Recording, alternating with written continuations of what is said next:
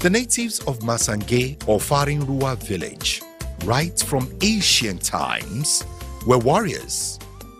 Indeed, settling at Farin Ruwa area by the ancient inhabitants was by no means a child's play, as it didn't come easily, and there was a reason for the difficult task. Of course, the ancient inhabitants saw the abundant natural endowments in the area and believed it was an ideal place to live in. A belief that has been justified today. Part of the natural endowments was the palm trees that abound in the area.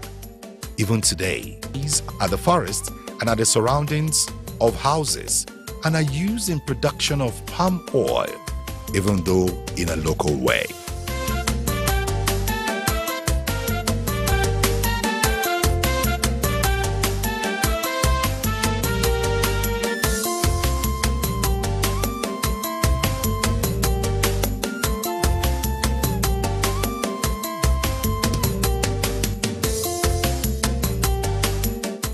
The people of Masangi, since inception, apart from being farmers, are also hunters, and hunting still thrives in the community.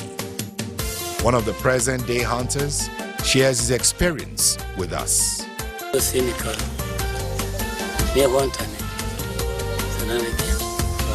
My name is Husseini. I am an hunter. I am an indigenous of Masangi village as well. Our ancestors were great hunters and warriors. Therefore, I see it as a good thing to follow their path. I have been a hunter since 1987, and it is really paying off because it is from hunting that I earn a living and also take care of my family. I thank God for the strength to hunt. Prior to exploring the waterfalls fully, let's take you to some other historic sites which have played and are still playing significant roles in the lives of the inhabitants. To this end, we're led to one historic cave, which the inhabitants call Kiahun Mamulek Cave. There is also the second section of the Kiahun Mamulek Cave. The meaning of Kiahau, there is a little Kiahau. It is a cave that just a little. So that is one important of this Kiahau Mamulek community. And you know, this Kiahau Mamulek that is here, you understand that it is up. Whenever you go to that certain place, you leave the Kiahau Mamulek just a little, you find out that all the place is open, whereby if the enemies were coming, before they will arrive, we have already see them, so that we can pursue them. Whatever that we can go and hide and then pursue them.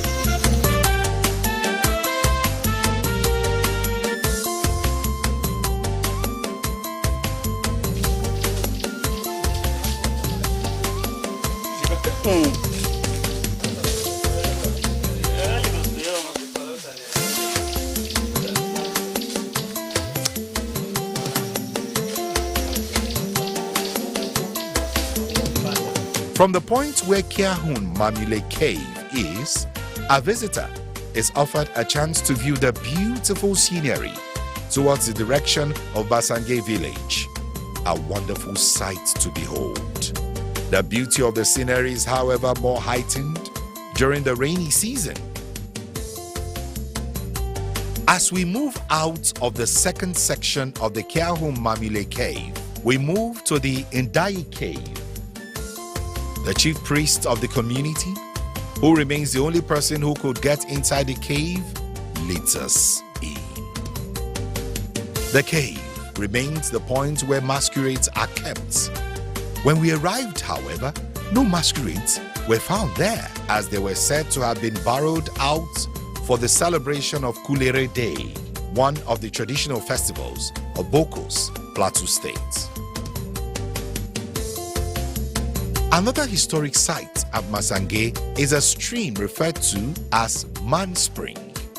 The water comes out from underneath the rocks in the surrounding, while having its main source from Toff in Plateau State. The spring water is cool and nice for drinking. It also remains available all year round as it never gets dried. Man spring water is one of the major sources of drinking water for the Masangi community.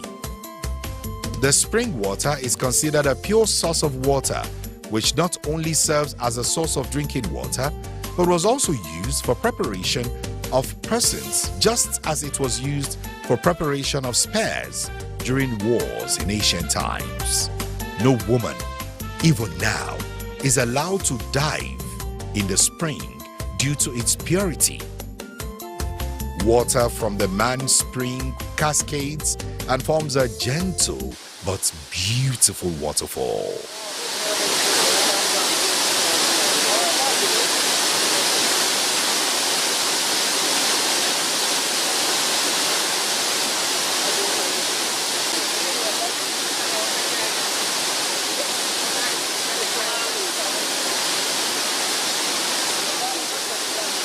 This results in a beautiful lake.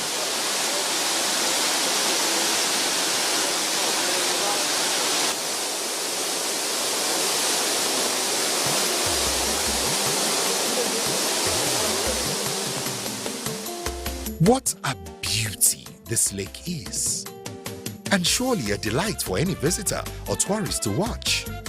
The beauty of the serene environment and the cool, fresh air which characterize the lake environment are enjoyable. Having looked at some of the sites of historic and tourism significance, we get on our way to the beautiful Farin Ruwa waterfalls, surely a beauty to behold. A tourist or visitor who had visited Farin Ruwa Falls before now would have experienced the poor nature of the road leading to the waterfall, just as we did during our previous visit. But today, the road has had a facelift to provide easier access for visitors to the waterfall. As one approaches the fall from Masangi village, one has a glimpse of the waterfall with varying beauty and sizes, increasing in size as one gets closer, hence adding to one's joy and curiosity. On the way to the location of the waterfall is a forest. The forest makes the area ideal for ecotourism. The area could serve as a resting place for tourists as they appreciate the wonder of nature. For the inhabitants of Masangi village, however, the forest area plays more significant roles in their lives. The ancient shrine of the people, which still exists, is situated within the area. The shrine has been here as old as the ancestors or gods of this place. The shrine is very, very important to the community. The chief priests have been down. The chief priests have been down for a number of years, but this is the man that is deputizing him. So the shrine here is very important because whenever the people of the community are seeking for any help from the gods of this river, they must come and meet the owners of this shrine. When they meet the owners of this shrine, they are the one to lead them. After sacrifice, they are the one to lead them. When they lead them, then whatever they are asking, they will get through these people. So this shrine is very, very important to the community. There is also a rock, which is again of great importance to the people and located naturally close to the shrine. You see this rock, it is not just like that. If you can look up on it, you will see there is a parasitic trees and like a leguminous grass on it. The grasses are very important. Whenever after the sacrifice, the chief priest will clamp on it. When he clamp on it, he will fetch it. After fetching it, he dry it, then mix it with the herbs that he will give it to the community, and it will help them. All these are just a stone throw to our destination, the Farin Ruwa waterfalls.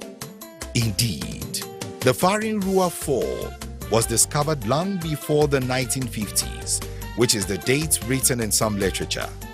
It was indeed one of the major attractions that encouraged the ancient inhabitants of Masangi, popularly called Farin Ruwa, to settle there. People that sent in this community are two people to find them.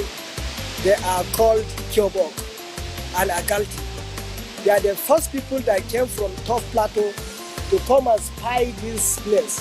When they spy this place, they discover that there is a good land, a fertile land for agriculture. There is palm trees, economic trees like palm trees. There are locust bean trees and other economic trees are naturally grown in the land. And they found out that there is a falls. When they saw the falls, they look at it, observe it carefully how it is falling down, then they call it Mayas, which the Hausa man call it Farin Ruwa Falls. So they call it Mayas. Mayas means it comes from somewhere. That is in their dialect. So when they look at it, they now say that, okay, there is something good that will come out of this place. Then they went back home. When they went back home, they got a bull. When they came with a bull, they sacrificed him. The ancestors that came here, they discovered that there are good things. After their sacrifices, they found out that there are good things here.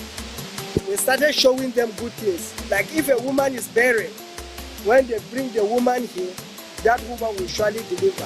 And if they don't have rainfall, they will come here, consult the ancestors of the river, then they will get a rainfall.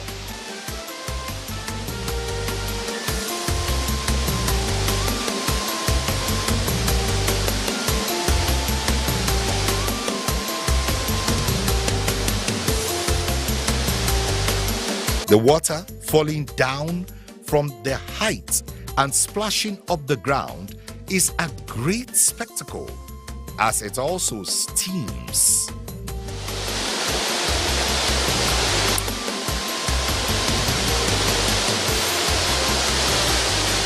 Farin Ruwa Falls is a spectacular sight, which is often pleasing to any visitor or tourist who visits. I'm here in Masangi village under the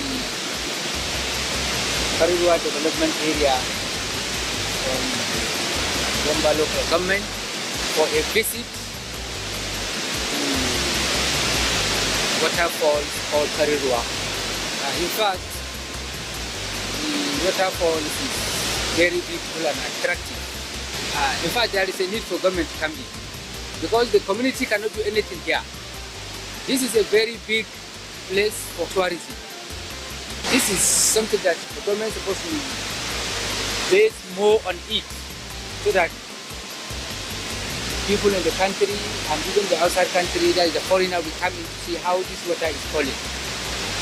This place is very, very an excellent fall that it can attract so many tourists from everywhere.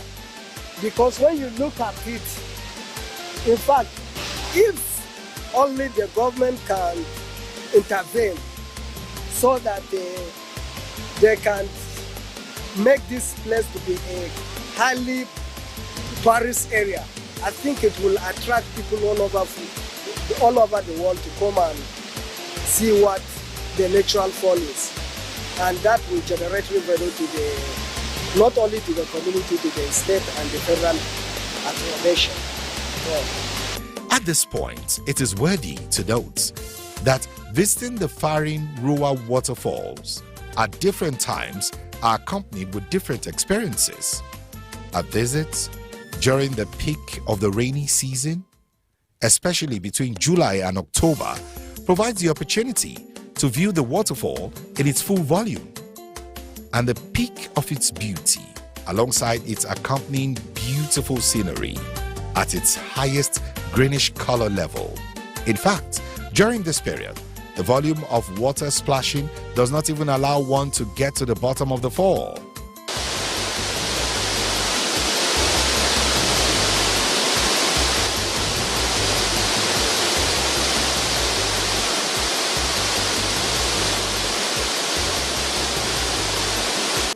A visit during the dry season would allow the visitor to get to the bottom of the fall and see the cave into which the fall enters after touching the ground before moving out to form a river. A cave which is mythically said to be a home of mighty water spirits, thus worshipped by the people.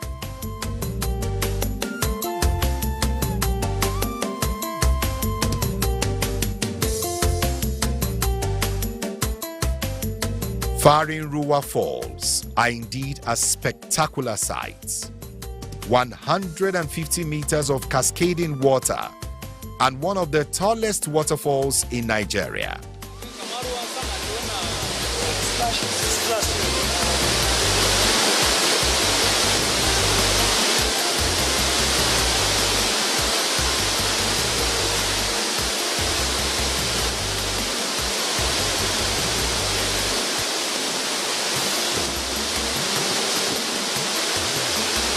The height covered during the descending of the fall is very great.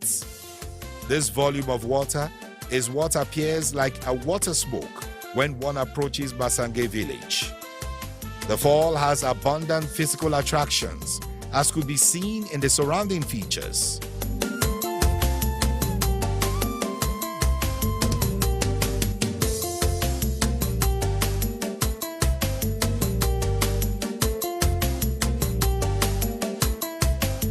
The mountainous nature of the region surrounding Farin Ruwa Fall induces heavy rainfall from cloud passing around the region during rainy season.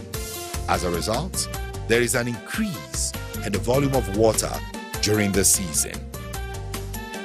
The Nasarawa State government some years ago moved to develop the area into a full-fledged tourist area. This saw the building of numerous chalets to serve as accommodation for tourists and other visitors. The new zeal in achieving that is shown with opening of the road leading to the waterfall, which was hitherto difficult.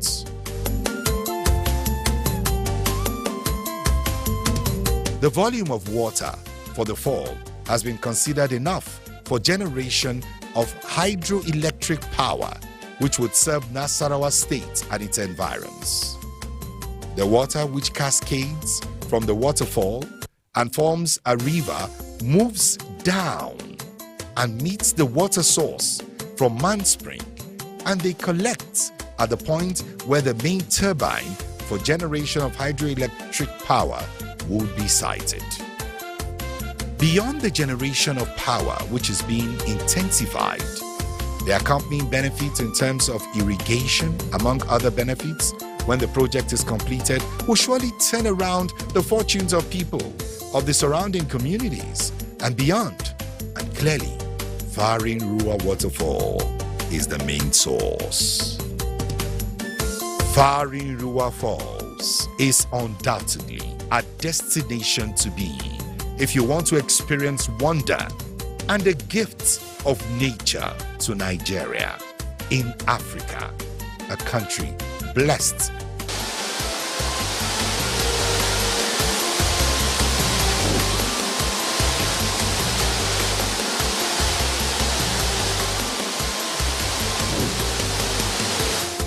When fully developed into tourist area, Farin Ruwa Falls will give a boost to the Nigerian government's move to diversify means of revenue generation. No doubt, Farin Ruwa Falls is another great tourist delight in our country, Nigeria, and a place to be for pleasure at all times.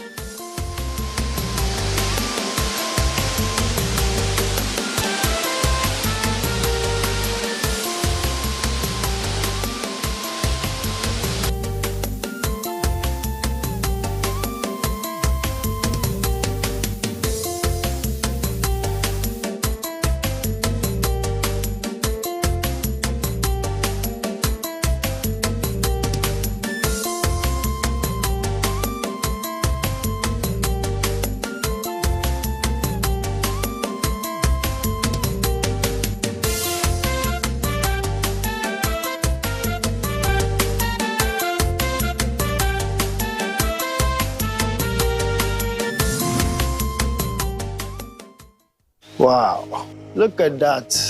Until recently, I had no idea what a pangolin was. Man, this thing is strong. It's a small mammal covered with scales made of keratin, just like our nails.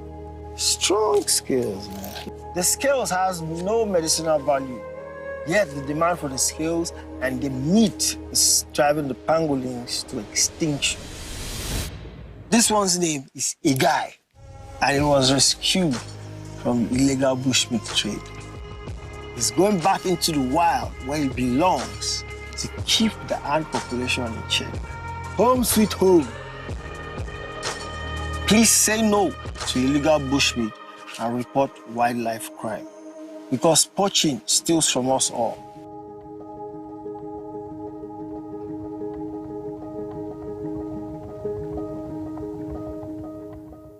It's going well, but here comes Okabari and Jet Okabari. Takes it, tucks it, buries it! From the football prowess of Kano Uwakwo to the track dominance of Blessing Okagbari, Nigerian athletes continue to excel. Chioma Ajunwa, the first Nigerian woman to win an Olympic gold medal.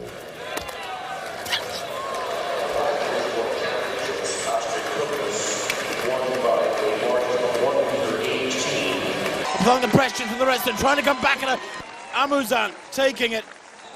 Amuzan, well, getting consolation there. Join us as we witness the determination, resilience and passion. No, it goes in. Scoofet unlucky, but it's that old combination from last season. This is the most outstanding, the best woman football player on the African continent, Asisat Oshuala.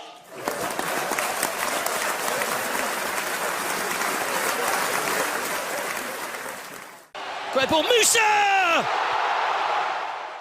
Cheer on our sporting heroes as we celebrate their remarkable achievements on the global stage. Running by Victor Moses, and the finish, well, speaks for itself. Wonderful strike, and Nigeria lead by a goal to nil. Musa went for the curler, hits the crossbar this time.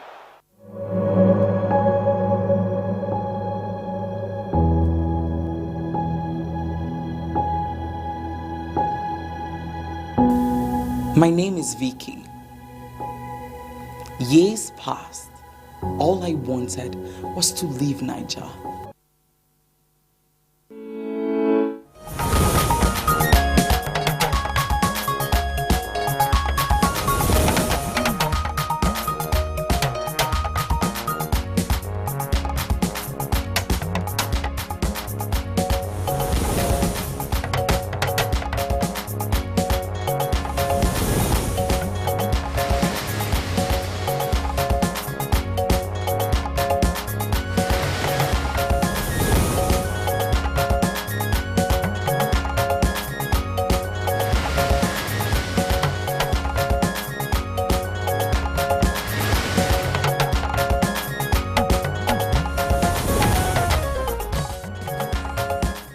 Federal government hands over 64 100 capacity CNG buses to labor and student unions. Over $175 million worth of investment has gone into this sector already. Nigeria at 64.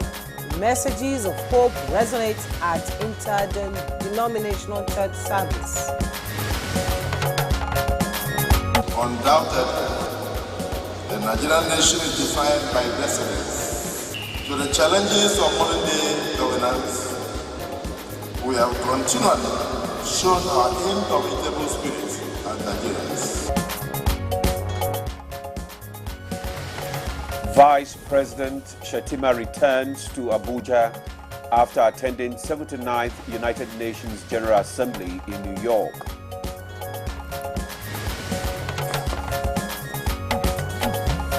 Good morning, Nigeria. Today we begin our conversation on Nigeria at 64.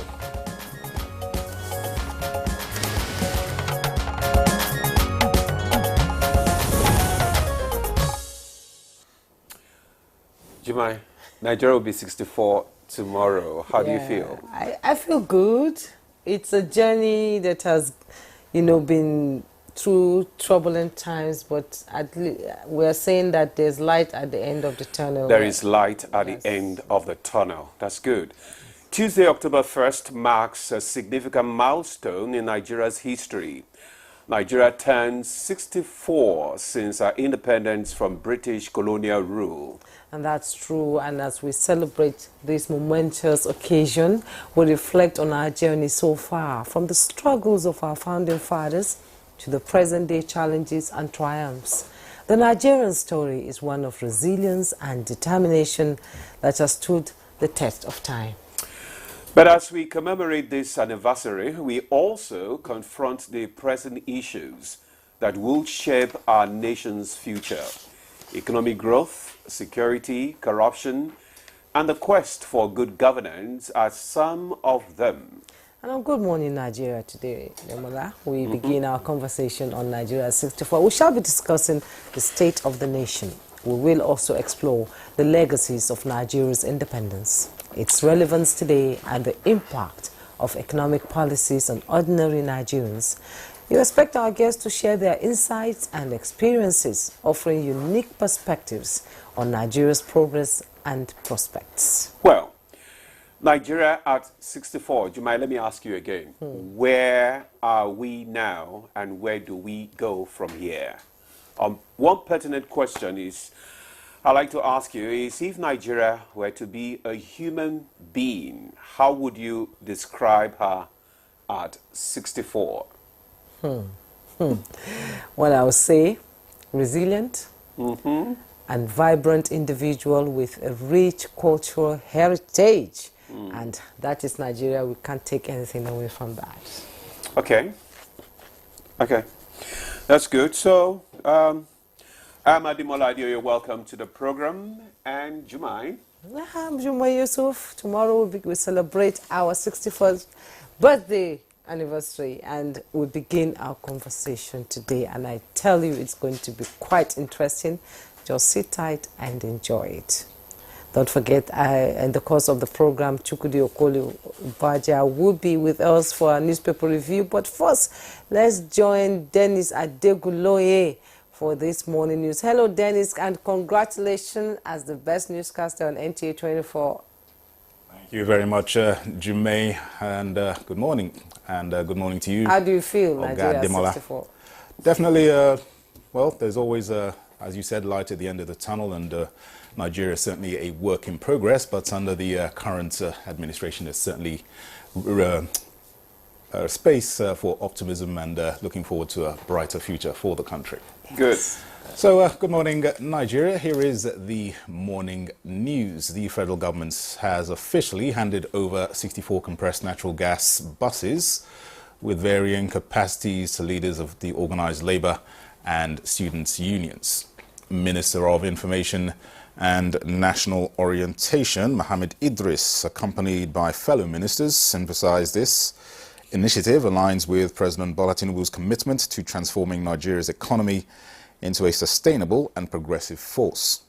This development is part of the presidential CNG initiative, aiming to finance 200,000 new CNG buses and tricycles across Nigeria by 2027. The deployment of CNG buses promises a cleaner, safer and more cost-effective transportation solution, echoing President Tinubu's declaration of a new era in Nigeria's public transportation. More and more Nigerians, technicians especially, are being trained. So it's a whole gamut of arrangement that will benefit all spheres of, all sectors of this country. All Nigerians will be felt. This is beginning from those who need the most, the working class. The working class are going to get this. But beyond that, other Nigerians are also going to be the market people. Everyone, artisans, everybody will now feel this impact. A special church service held to commemorate Nigeria's 64th independence anniversary has echoed messages of hope and resilience for Nigerians, with leaders projecting that the nation will overcome its socio-economic challenges shortly. The service, attended by top government functionaries, including former President Olusegun Obasanjo, served as a platform for reflection and unity. The Nigerian nation is defined by resilience. To the challenges of modern day governance, we have continually shown our indomitable spirit as Nigerians. Meanwhile, Vice President Kashim Shettima has arrived back in Abuja after successfully representing President Bola Tinubu at the 79th session of the United Nations General Assembly in New York. During his time at the UN General Assembly, the Vice President presented Nigeria's national statements at the general debate, engaging in crucial bilateral meetings and various sideline events. As Nigeria prepares to celebrate its 64th independence anniversary, Vice President Shettima will join President Tinubu for commemorative events. This significant milestone reflects the nation's journey since gaining independence in 1960. President Bola Tinubu has appointed Joseph Olasukanmi Tigbe as Director General and Global Liaison for the Nigeria-China Strategic Partnership. This development follows the President's visit to China in early September, where significant agreements were reached between the two nations. Tigbe, a distinguished professional with a first-class degree in civil engineering from the Obafemi Awolowo University, will report directly to the President. As a fellow of the Institute of Chartered Accountants of Nigeria and the Chartered Institute of Taxation of Nigeria, he brings a wealth of expertise to his new role. Leading day-to-day operations, Tigbe will oversee the partnership's daily activities, ensuring seamless collaboration with Chinese counterparts. In the Strategic Action Plan, he will submit a comprehensive plan to maximize benefits from the Beijing agreements, outlining specific deliverables, timelines, and key performance indicators.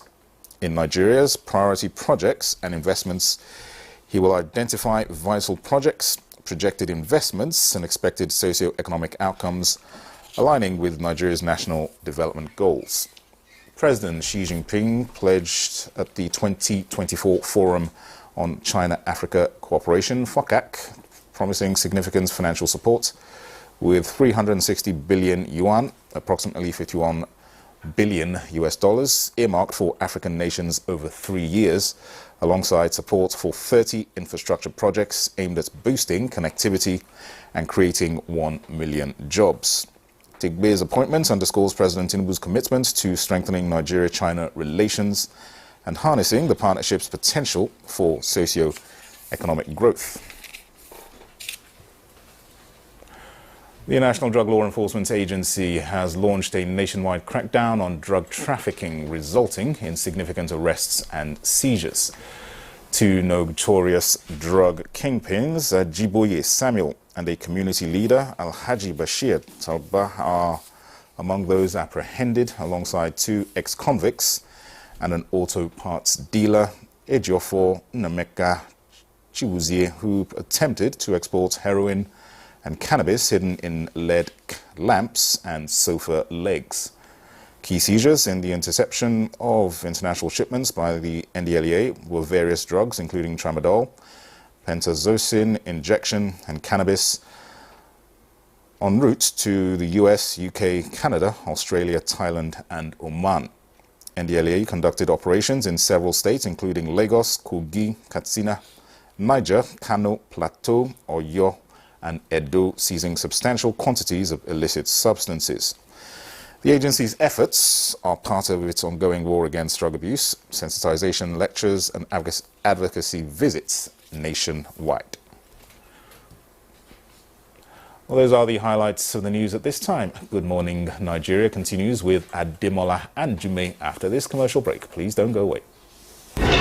Nigeria is at the threshold of another milestone in its history as the country is set for the celebration of its 64th independence anniversary on the 1st of October. This year's celebration with the theme, Nigeria at 64, reflecting on the past, inspiring the future, affords the country the chance to reflect on the journey of nationhood and assess the task of nation building. There's hardship, but how did we get here? As this year's celebration coincides with the country's 25 years of unbroken democracy, the task of engendering an inclusive governance that caters for every segment, especially the youth, is now. We've sustained 25 years of democracy this year. We don't want to keep the people hungry and angry. Nigeria at 64, reflecting on the past, inspiring the future. Wow! Your baby is here! Congratulations! Do not waste time. Put your baby to breast within the first 1 hour of delivery to give that first yellowish milk colostrum. Colostrum has all the important nutrients your baby needs to start a healthy life. Colostrum also helps to protect your baby against diseases. Remember, put your baby to breast within the first 1 hour of delivery. This message is from the ANRIN Project, Federal Ministry of Health.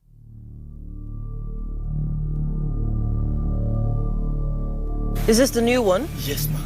And each portion contains 5 grams of protein, 2.66 milligrams of iron, 414 IU of vitamin A. Copy that. Yeah, come that, man. Move. Mommy, is that what I think it is, Mommy? Yes, it is, baby. You are the engine of your family. They win because of you. Will them to win every day with the goodness of Golden Morn. Golden Morn, make every day golden. From Nestle. We all get that party where they get your back anytime or day. E go carry a matter for head like say na your own. Now so Go TV tanda for your side as your party for correct enjoyment. We not a tear pocket. For this Go TV Super Plus Golden Window, you fit touchlight all the 380 Premier League games, correct local shows, and better film. We day for you. Make your sharply upgrade or recharge your Go TV on top Super Plus to enjoy every today. The Super Plus Golden Window don't come out money now. Not do yourself, oh. Go TV. Love it.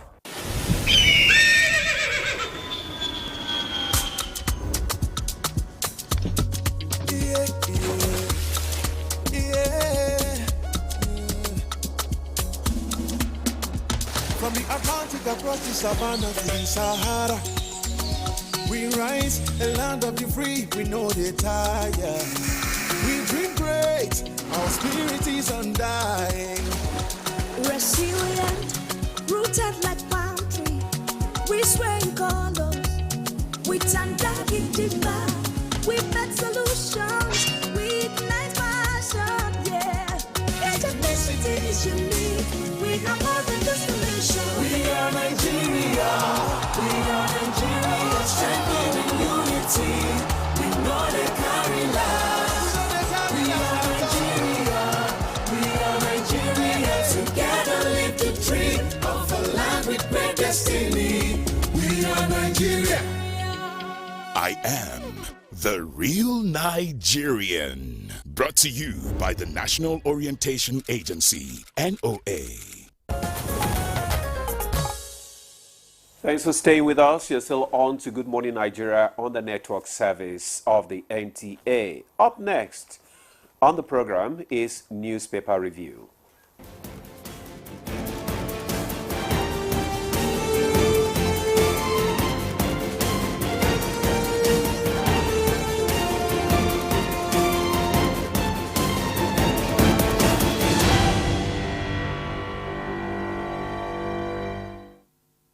And Chooks the boy is here. Good morning, Chooks.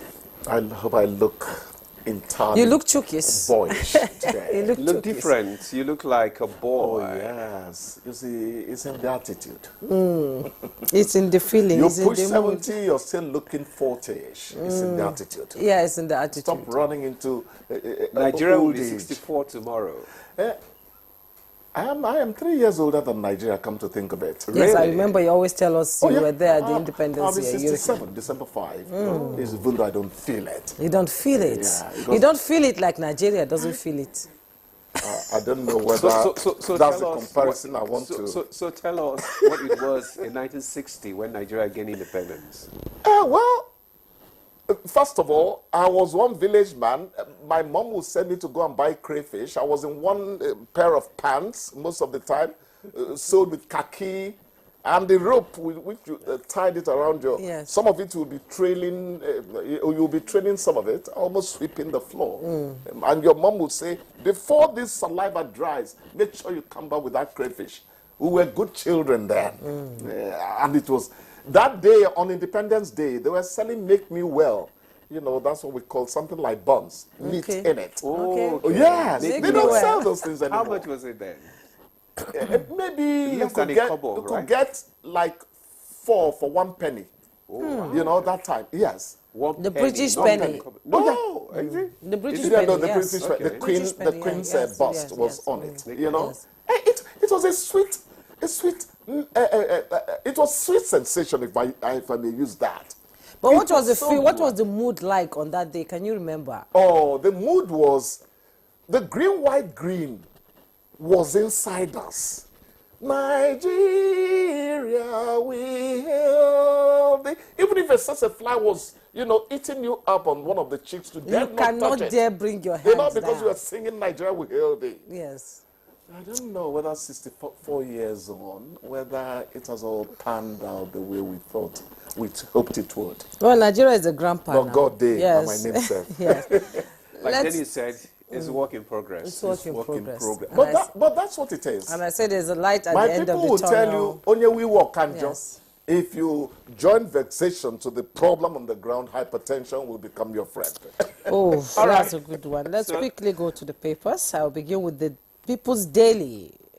And just below the masthead on People's Daily, ASU gives 14 more days ultimatum to federal government over strike. And Taraba ex-governor Ishaku in AFCC net over alleged 27 billion naira fraud. At the bottom plate of the People's Daily, Shuaibu planning to forcefully enter government house. Edo government tells IGP. Security experts laud CDS for establishing theatre operation in Northwest. Details on page 7. Vice President Kashim Shettima returns to Nigeria after anger outing in New York. You find that on page 4. Tinubu appoints Joseph Tegbe as China-Nigeria Partnership DG. You find all that on page 19. And 4 teenage girls drown in Jigawa River. Find all the details on page 5. All theft won't deter our 3 million barrel goal. That's coming from NNPCL. And the picture story you see there, dignitaries at the 64th Nigeria's Independence Day cake after Thanksgiving service yesterday here in Abuja. Let's quickly go to the Blueprint newspaper now. And above the masthead, NIMET predicts 3-day thunderstorms nationwide from Monday. You find the details on page 7. And below the masthead, most Nigerians enjoy 20-hour daily power supply. That's coming from the Minister of Power, Adelabo.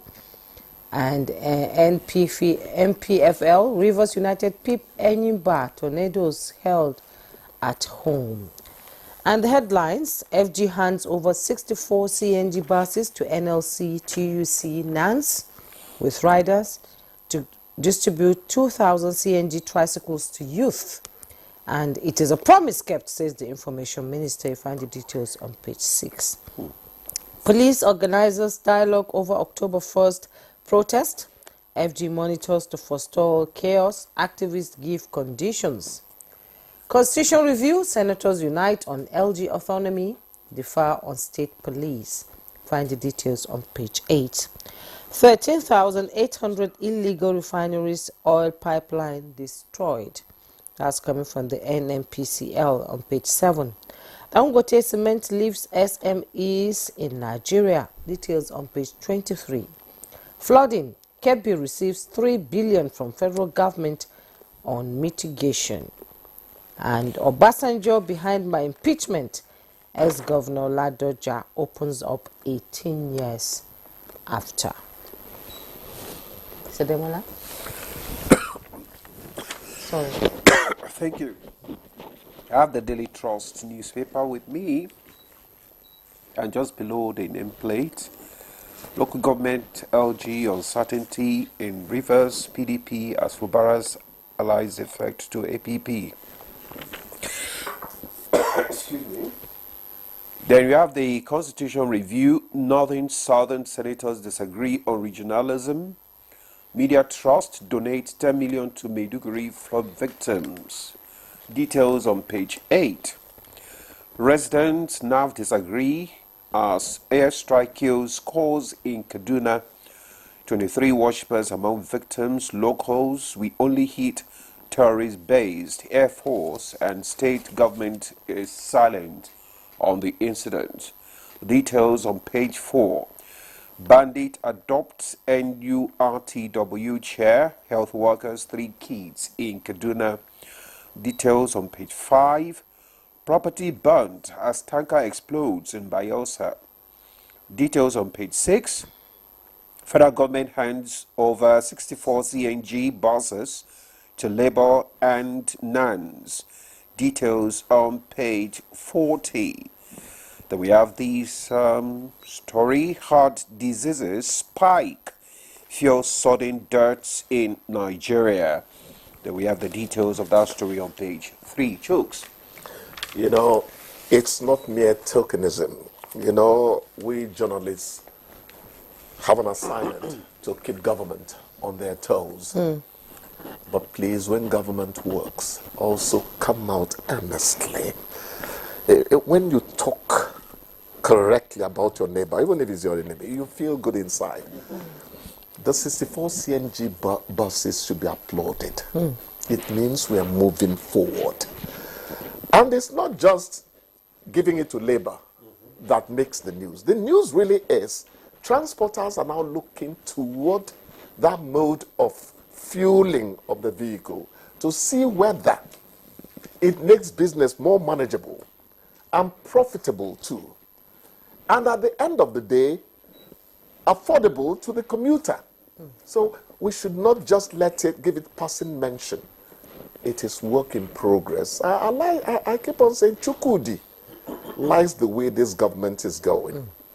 But the journalist in me also says, well, we're trying to see that the cup is half full of water, half empty of water, not half full. And gatekeep them. You were given money for three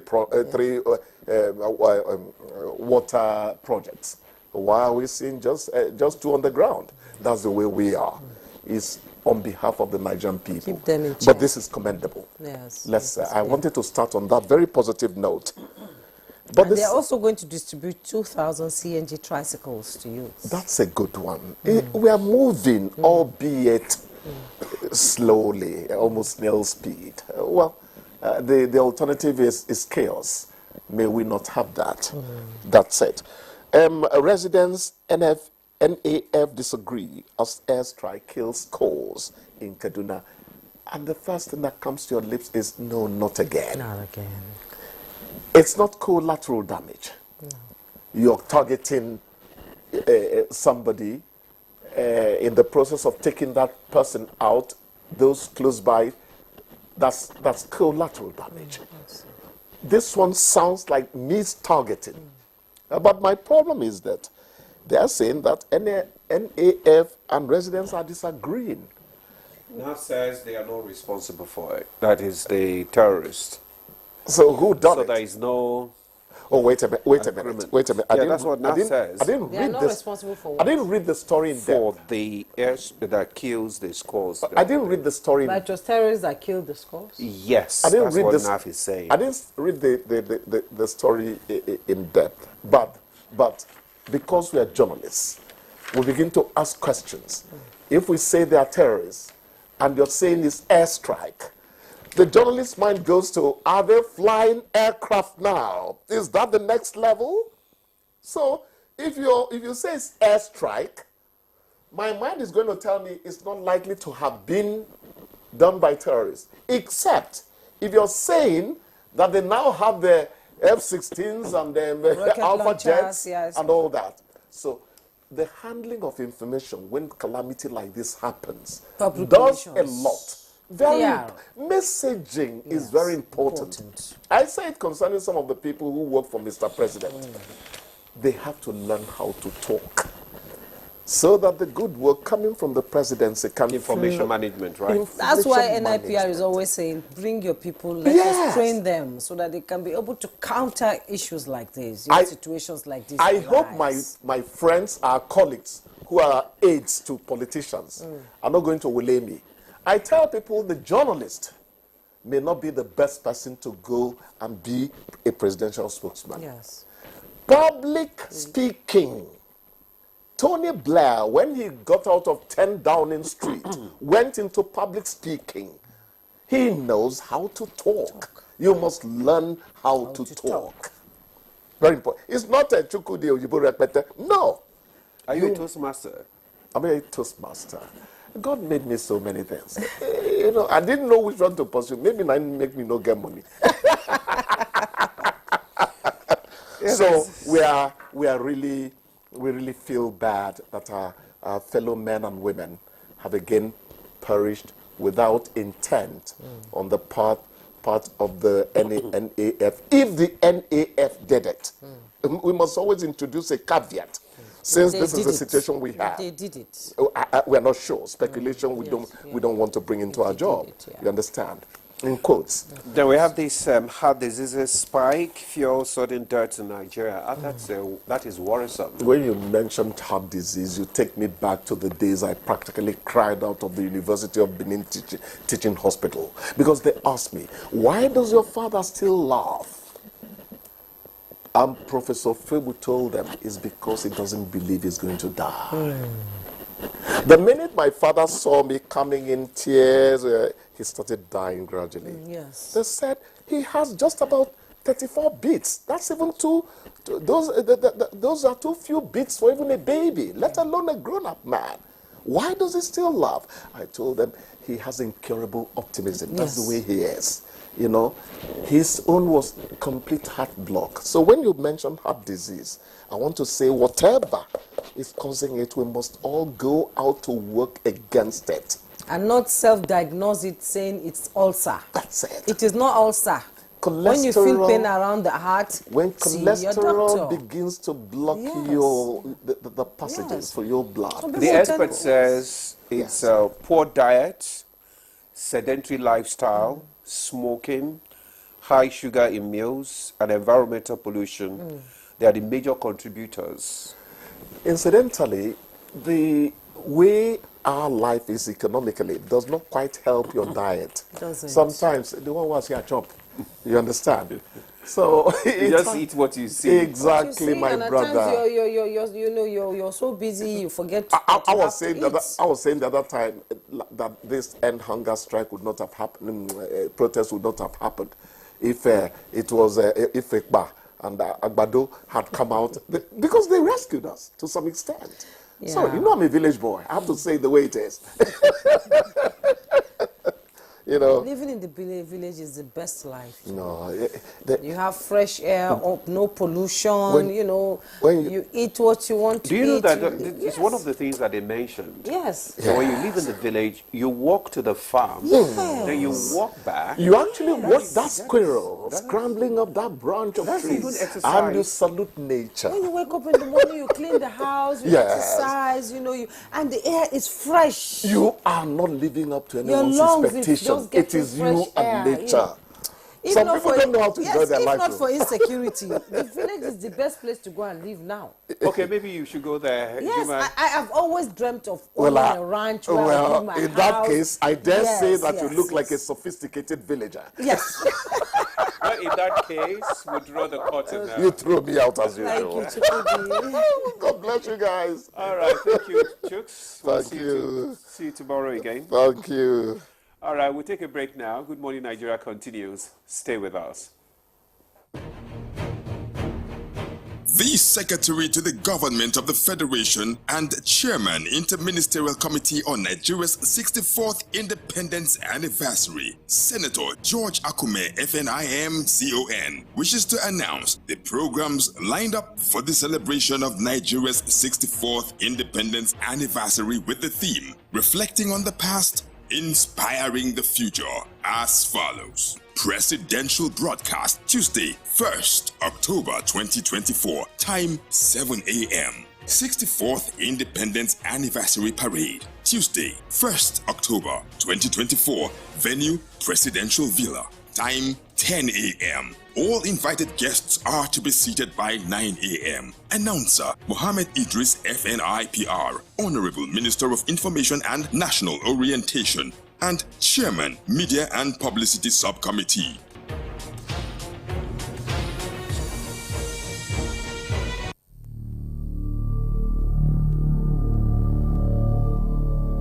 Is this the new one? Yes, ma'am. And each portion contains 5 grams of protein, 2.66 milligrams of iron, 414 IU, of vitamin A. Copy that. Yeah, come that way. Move. Mommy, is that what I think it is, Mommy? Yes, it is, baby. You are the engine of your family. They win because of you. Will them to win every day with the goodness of Golden Morn. Golden Morn, make every day golden. From Nestle.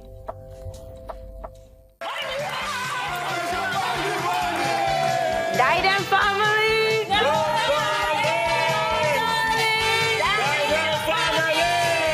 Hey, we go here after today. Back then I used to be Rasaki, but now I'm rebranded. Call me Shegun, you can call me No Guest. How did you meet your lovely wife? It was an amazing journey. Adewale, mention a characteristic of a deceitful person. Cheating. Yakoni. Pretense. You're selfish.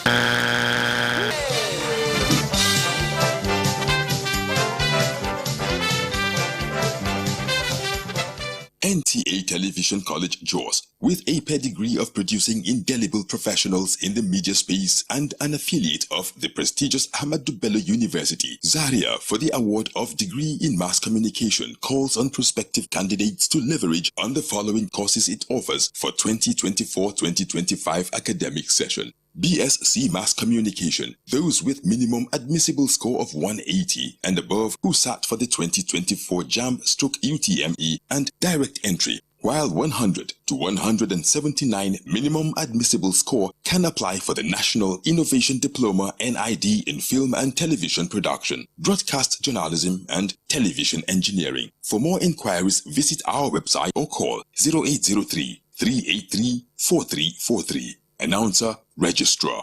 We all get that party where they get your back anytime or day. E go carry a matter for head like say na your own. Now so Go TV tanda for your side as your party for correct enjoyment. We not a tear pocket. For this Go TV Super Plus Golden Window, you fit touchlight all the 380 Premier League games, correct local shows, and better film.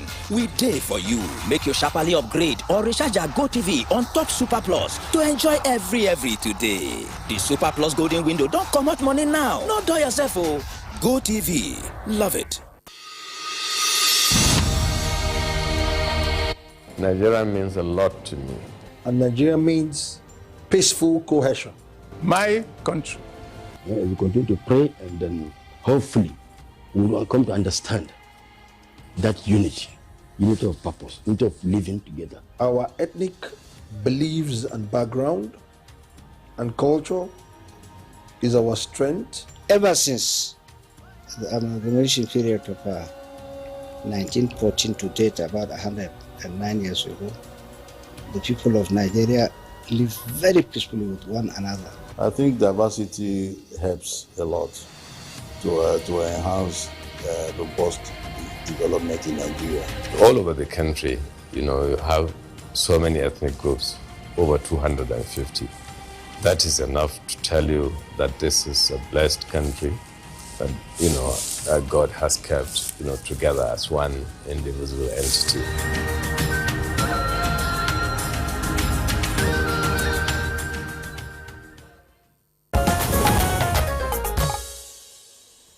You're watching Good Morning Nigeria, and to begin our conversation, let's take this background report on Nigeria at 64. Nigeria's 64th independence anniversary marks a significant milestone in its journey since gaining freedom from British colonial rule. Sir Abubakar Tafawa Balewa's vision for Nigeria's global prominence remains a guiding force. Despite facing military coups, economic instability, and corruption, Nigeria has made notable strides. Today, it is a key player in Africa, boasting a growing economy, vibrant entrepreneurship, and a thriving tech sector. Renowned individuals and captivating music have also put Nigeria on the global map. However, the nation still tackles insecurity, poverty, and economic growth challenges. President Bola Ahmed Tinubu's administration aims to address these through economic and energy diversification, infrastructure development, and human capital growth. The theme for the 64th Independence Anniversary is reflecting on the past, inspiring the future, and encouraging Nigerians to share their thoughts on being a nation at 64. Our guests will explore Nigeria's progress, challenges, and prospects. Get ready for a fascinating discussion as Nigeria refuels towards the next lap. Thank you, Ibrahim Dan Hamidu, for that background there. Now we have our guests seated in the studio to discuss Nigeria at 64. And first, let me just introduce Professor Nuhu Yakub. Is the former Vice Chancellor, University of Abuja and Sokoto. Professor Yakub, you're welcome to Good Morning Nigeria. Thank you very much. Good to have you, sir. It's a pleasure. Also, we have Comrade Issa Aremu, Director General, Michael Imodu, National Institute of Labor Studies in Ilorin, Kwara State Capital. Comrade, good to have you again. Very well. Happy Independence in advance. In advance. Already we're celebrating. Yeah, and also joining us in the studio, we have Dr. Ene Ede, educationalist, journalist, human rights and development advocacy professional. It's a pleasure to have you join us. Thank you so much, and we bless God for the work you do. Coming to the studio very early is not easy. You can say that it's again. A lot of sacrifice. Yes. We all pay the sacrifice for, for Nigeria to grow. Thank you. Indeed. All right, let's kickstart our conversation this morning. Are we beginning with the ladies first? Okay. Since you said that. Yeah. Okay. Let's start with Madam Ene. Now, from the background report, that Nigeria has made some giant strides in its, development and all that. But at 60, people believe that at 60 you should have attained some level of comfort, development and all that. If Nigeria were a human being, how would you describe Nigeria at 64?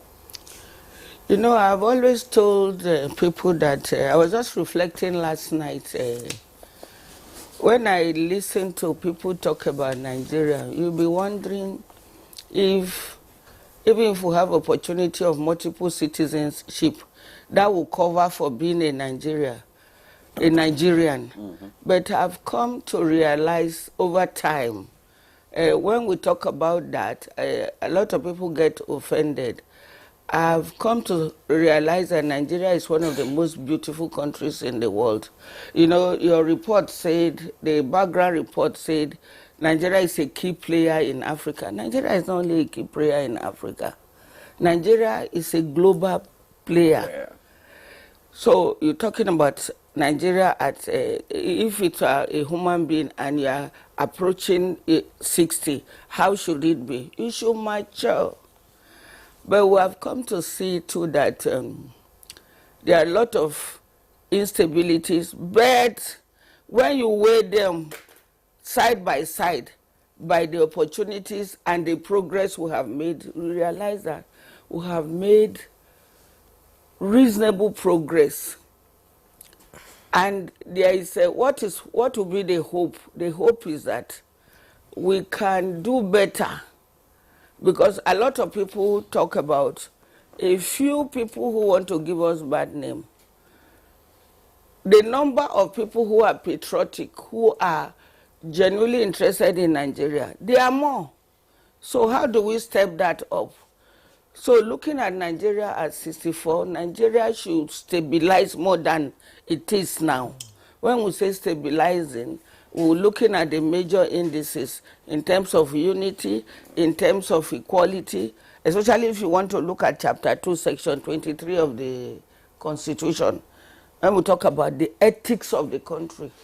So I think this is an area that we need to drive, we need to emphasize. We're not going to leave it for just a National Orientation Agency. People always call out National Orientation. Who have the responsibility to? Everybody. Yes, last night I asked some of the young people, I said, can you bring this out for me? And I realized that the foundation that we should be able to rise from, because the ethics we have given to ourselves, our founding fathers and mothers, discipline, integrity, dignity of labor, social justice, religious tolerance. I think we shouldn't talk about tolerance, we should talk about once we go to reviewing the Constitution, amending the Constitution, we should be able to amend that. Okay. It shouldn't be tolerant. It means we are just managing each other. Should be harmony instead. Yes. There's self-reliance and patriotism. You have shown a lot of it. By the opportunities a number of us have, we have been able to show this. So how can we look at this as a takeoff point for us? How do we amplify this? I've not heard so much conversation about this. So if we are able to look at this personally, as groups, as individuals, as politicians, different categories of Nigerians, if we look at this critically and we're able to internalize this, it is easier to achieve the nationhood we aspire to have. Outside this is not very easy. This is what we have given ourselves, whether you're a Christian, a Muslim, a free thinker. So for me, in Nigeria at 60, should be moving towards 64. 64, sorry. Should be moving towards being in charge of so many things in the world, especially now that we are looking for position at the United Nations. It should come natural to us because we have everything to be able to get to where we need to be. So Nigeria is a beautiful country that is waiting to be properly harnessed. Indeed. Let's bring in Prof to have his own view. Yes, we're going to go around so that we have an idea. Let's have your view of if Nigeria were a human being, how would you describe him?